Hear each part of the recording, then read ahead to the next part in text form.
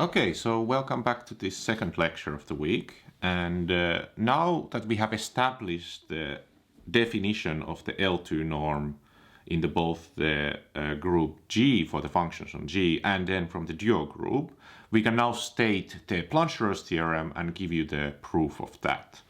So if you recall, just the definition, just to be very clear, so if we have the f and g, which are functions in the dual group, we defined their Hilbert-Smith inner product, f and g, hs, to be equal to this psi from g bar, the dimension of v psi, and then we have the f psi, g psi, hs psi, where we had the f psi, g psi, hs psi is equal to the trace within the vector space of the f psi and its adjoint. So that was the formal definitions of the Hilbert-Smith inner product. So the theorem, Plancherel theorem, says the following, that if we have f and g are functions from G to C, so any finite group G, then the inner product, remember, we had the inner product inside just the group Fg, so we could just take any function, so it could be just the L2 of G. Then the inner product within the L2 of G, we have that this is equal to 1 over G bar of the f and g Hilbert-Smith inner product.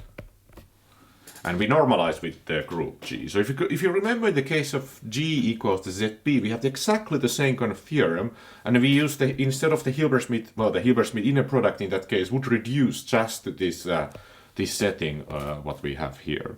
So in particular, this implies that if you take the L2 norm of this, then this is equal to 1 over the square root of G of the, we had this Hilbert-Smith inner product. So remember, this was just the square root of the f, hs. So that's the kind of a Plancherel theorem we want to now establish. And this is a little bit like technical. It requires a little bit of going into the representation theory a bit more. So it's let's go through this a bit slowly. So let's see the kind of main ideas. So the kind of main idea is based on one lemma, which is it's kind of like a consequence of Schur's lemma. So we have this. Let's start from here. Let's take this. L2 of G, and this is a vector space. So remember, this is a complex, finite dimensional vector space with an inner product. So with an inner product. So let's define a representation for this. So there will be important thing that we do like one single representation. This. So we define. So we can now define something called a regular representation. Regular representation. So let's call it the regular representation of G is the map. Let's call it. I think I used the definition of rho G, and that's a mapping from G into the unitary matrices of L2 of G. So remember, it's a finite dimensional vector space. So we can talk about unitary matrices within here, satisfying. So it satisfies the following property, that if you apply the G on X, so that's at the point of the group element, you take a function, and that function's value at the point Y is given by f x inverse of y. And this is for every x in G, every y in G, and every f in L2 of G. So that's the definition of the regular representation. And the importance of this regular representation is that it has this kind of idea that we can kind of formally write it as something called a direct sum of all the irreducible representations of G. So in some sense, this is like the biggest possible representation there is. And it kind of contains as sub-representations all the other irreducible representations. So it's somehow like the parent representations for everybody. And that's the kind of like, now we need to use this idea that there such a thing exists and we have this decomposition to actually prove the Plancherel theorem. So the Plancherel theorem will require this understanding this regular representation. What is this? So the kind of main thing is this lemma. So this is where we use this regular representation, is that for any x in G, we have that the sum of, if you sum over all the elements in the dual group, take the dimension of the vector space corresponding to the representation, and we take the trace of the representation at the point x. This is sometimes called the character, this trace. So this is sometimes called character. So the character when you take the trace of the representation. So this is what the lemma is saying, that you can actually write this, that this is equal to either this this sum over all the group G bar of the dimension of v psi squared, and it says, the lemma says that this is equal to G if the x is equal to 1. So at the point 1, this is just equal to this sum becomes this sum of the squares, which actually turns out to become this G, this cardinality of C, and then it becomes 0 when x is actually equal to, this is when x is not equal to 1. So why this lemma is very important is that this is actually, compare this to the exponential summation formula, which we had in ZP, which was saying the following, that if you sum these exponential sums, k theta and k from 0 to p minus 1, we had this expression, this is equal to 1 minus e to the power, I think I get ip theta, and then 1 minus e to the power I theta. So we're using this exponential summation formula, whether the theta is equal to what, like for example integer multiple or something. So you were able to like prove this, for example, that this is equal to 0 when if theta was like dividing the right number, that you had this equal to 0. So if you could able to write this as p theta is equal to 1, you get here, for example, the number 1. Actually, in this case, we are summing exponential ones and ones. So we use this way to get into the kind of expressions that we wanted to hear. So this lemma that looks here, that sums over the whole irreducible representations, is kind of like the analog of that lemma. And this exponential summation formula that we used all the time in ZP was really the key to the Plancherel theorem and all the other theorems that we were using. So that's why this lemma is kind of here. And the proof of this lemma uses this regular representation of the group G. So if you remember that, just go back to the previous lectures if you want to recall yourself how we use this to kind of get this kind of expression of 0-1 law like we have here. So the proof of this lemma goes as follows. So I'll give you the kind of basic idea of the proof. So first of all, if you let's use the regular representation. So if you now take the regular representation and let's take it at the point 1. So this is like the kind of point corresponding to the identity, and then apply it on the Dirac mass. So one of the Dirac masses.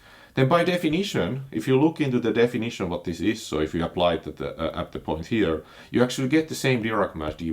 Because if you look at the definition of the regular representation, if this f would be a Dirac mass at some point y, okay, this I'm using at a different, this would be, let's say, y is equal to z in this expression, you actually get the same function. So if you really like to open this up, so if I open this in the definition at the point z, then by definition this is equal to y, and then you have the point at the point 1 to the power 1, so this is y 1 to the power minus 1 at the point z, so this is equal to delta y of z for any z in G, so this implies that the rho G1 or Dirac y is Dirac y for every y in G, for every y in G. Okay, so that's the first thing, how we use it. So what this implies now, that if you take the trace of this in L2 of G, so this is the vector space, you take the rho G of 1, so take the trace of this, because now it keeps all the base elements. Remember the basis of L2, remember that the basis is given by the Dirac y, and y is equal to G, and it keeps all the basis elements the same, so it doesn't move them. Then the only way this can happen, so if you remember the, well, if you compute the definition of the trace, you could put them as over the rho G of 1 of delta y, then we get, that's the definition of the trace. Then by this previous property, what we have here, we have just proven that this is equal to summation y in G of delta y, which becomes, this is the inner product, so this is summing just ones, so this is all 1, so this becomes the cardinality of G. So we just proved that the trace of this is equal to the cardinality of G at this point y, okay? But now if we have a point where x is not equal to 1, so let's take another point which is like not equal to 1, okay? And what we can now say, that if you don't have equal to 1, then this, by definition, if you take rho G of x and apply it to Dirac of y, the same way as we did before, then you can use the definition now to prove that this is actually equal to delta xy. So that's what you can prove over here. So as this, so this by the definition, use definition of the, this is like an exercise you would check. So as this xy is not equal to y by this x not equal to 1, because you can't divide it out of the whole here, this implies that if you take the orthogonality, this rho G of x delta y, which is now by the above thing, is delta xy, delta y, this is now equal to 0 when you take such an inner product. So this implies in particular, now again by applying to the trace, that if you take the trace in the L2 of G of the rho G of x, like we did here, remember by using the definition, then this implies that this actually the trace is equal to 0. So if you take the trace of this matrix, so it's like in here, we apply the definition, we obtain the trace is now equal to the group cardinality, and now we obtain here. So what we have now proven is that the trace of L2 of G of rho x is just equal to G if x is equal to 1 and it's 0 when x is not equal to 1. So this is almost there, because now it looks almost like what we want to prove. So in the theorem that we want to prove, we have this expression that we want to prove something is equal to G is equal to 1. Then actually we are done if we can prove that the trace of this operator is actually equal to this sum. So we are done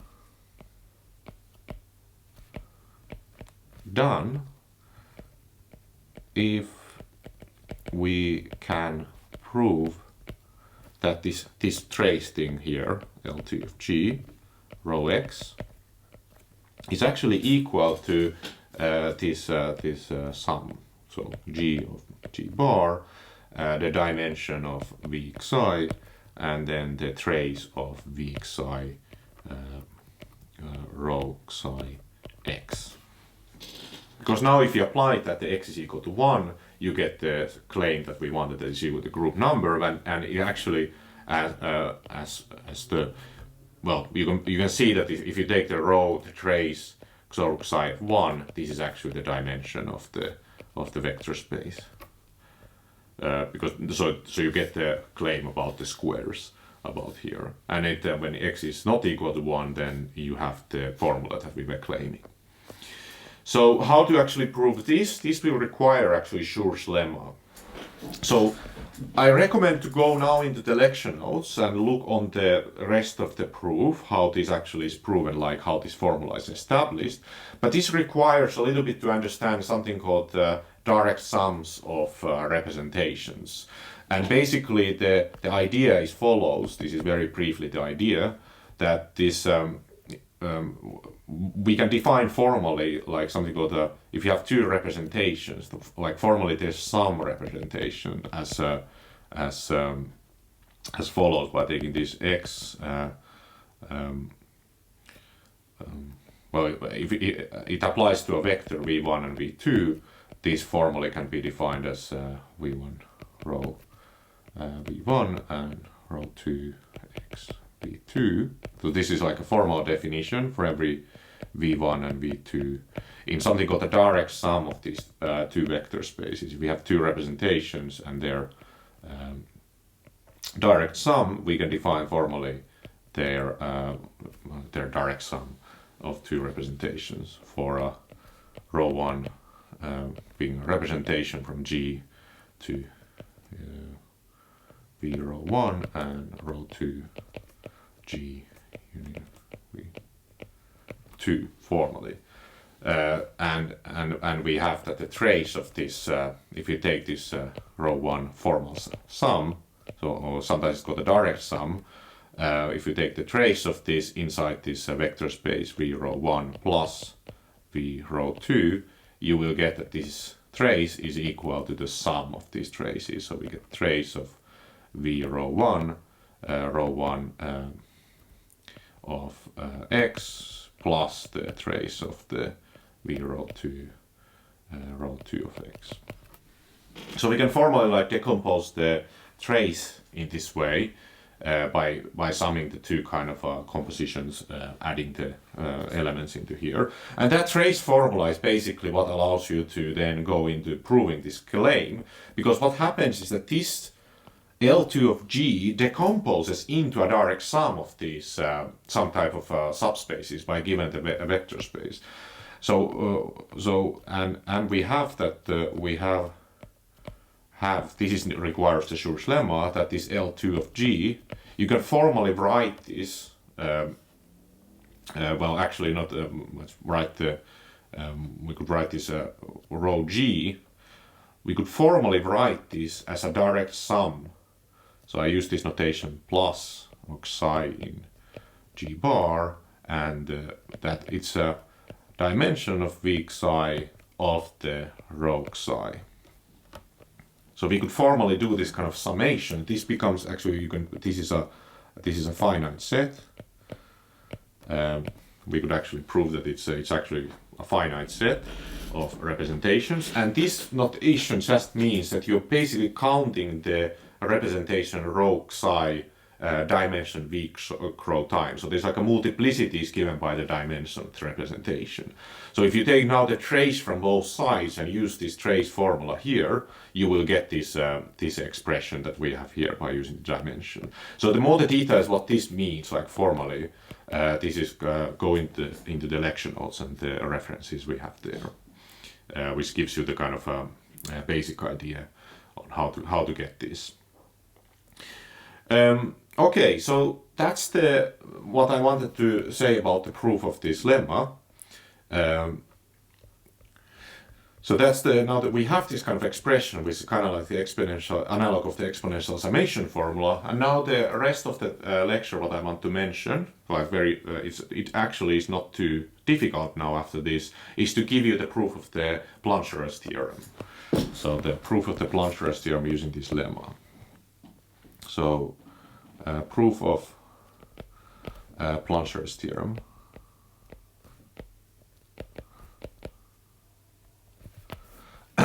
So it basically follows in the following way.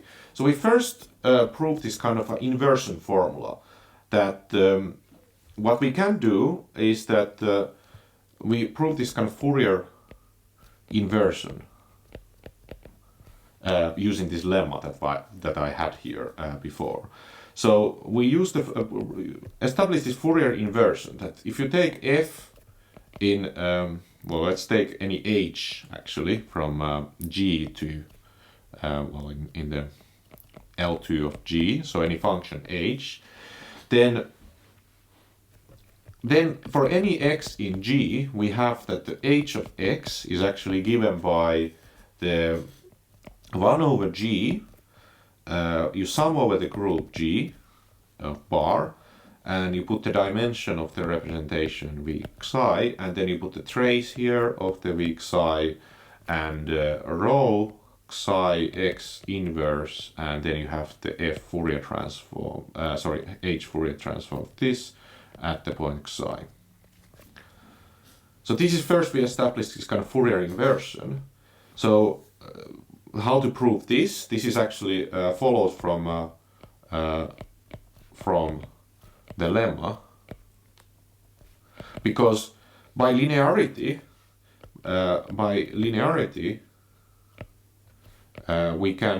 we just need to prove this for all h that are equal to some Dirac mass for some y in the G.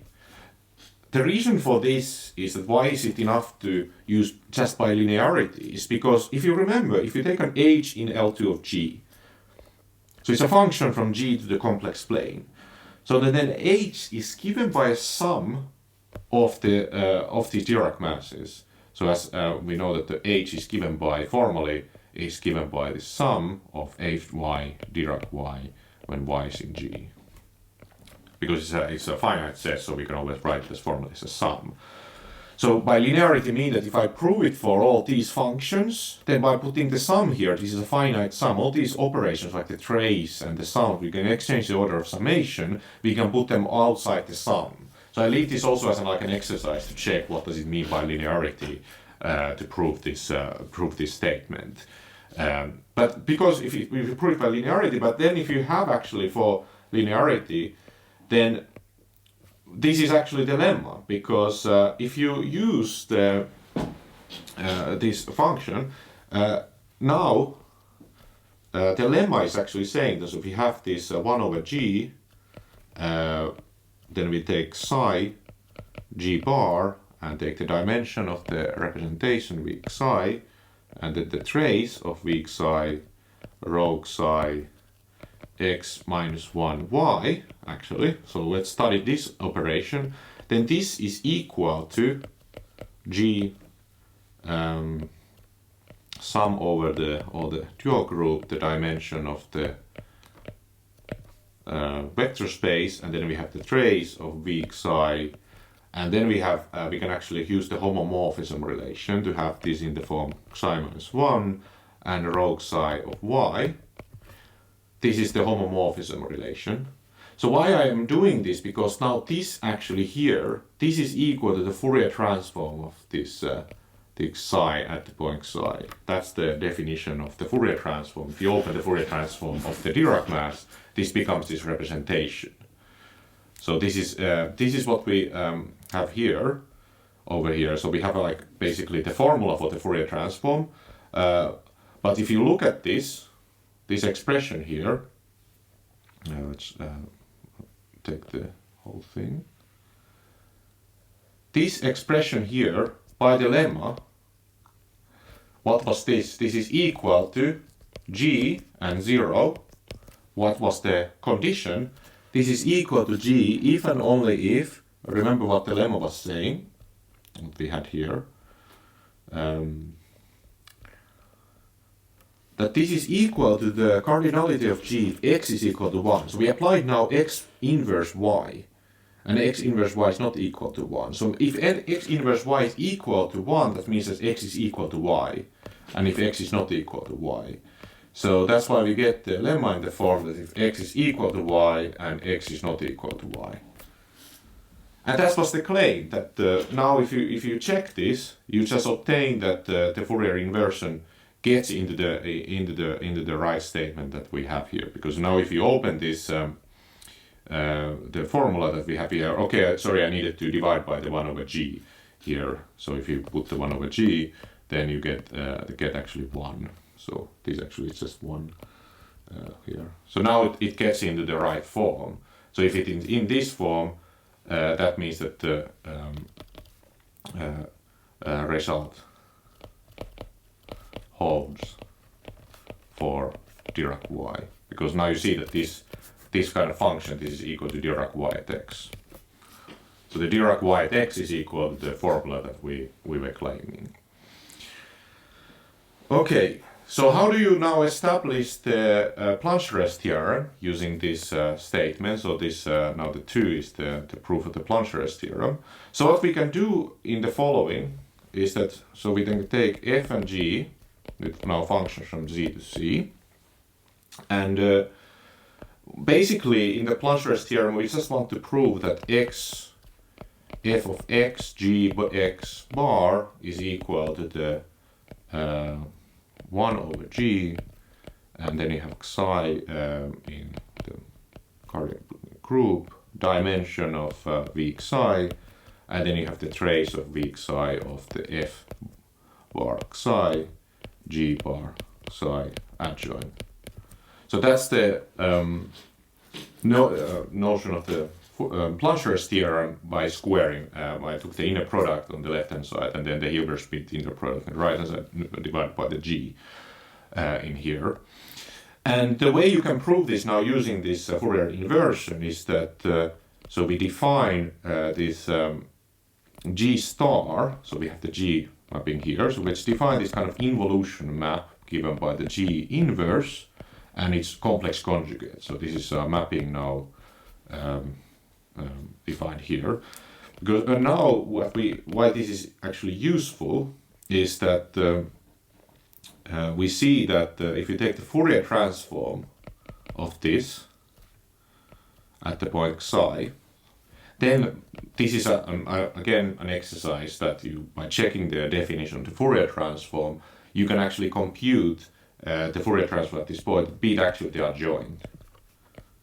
So the thing that you want to compute here is given by that function. If you want to compute the adjoint, it's actually computing this adjoint of the Fourier transform.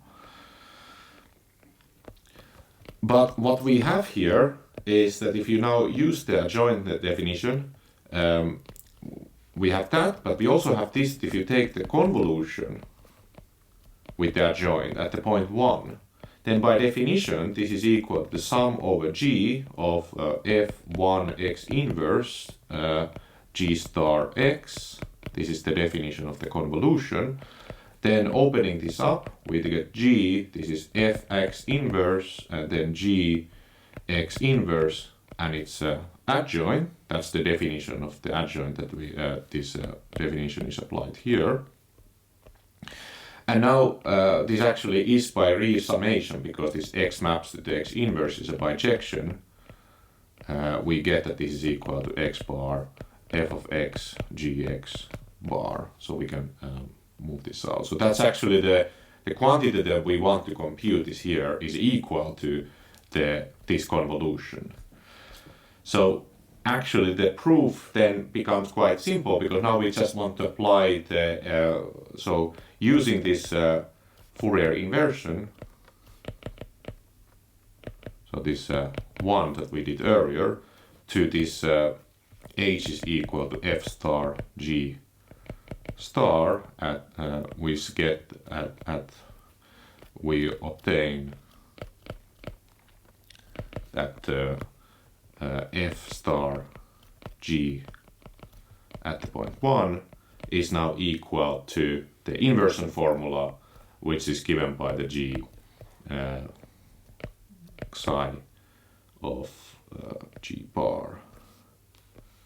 So using this Fourier inversion formula, we can now write this in the following way. So we have the dimension. So this is using the previous Fourier inversion formula, dimension of weak psi, the trace of weak psi, and then you have the rho psi at the point 1 inverse. And then here, maybe I should put this a bit smaller, so this all fits into one line. The definition, and then you have the f star, g star, it's Fourier transform at the point psi.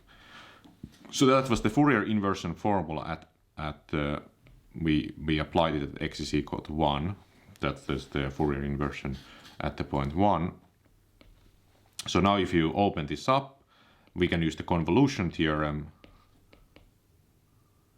to this f star inverse. So we get 1 over g psi in g hat, the dimension of v psi, and the trace of v psi. And that actually now disappears from here. So we can take this out because it's actually an identity. So we can take this out that's to become f star and the g star Fourier transform of psi.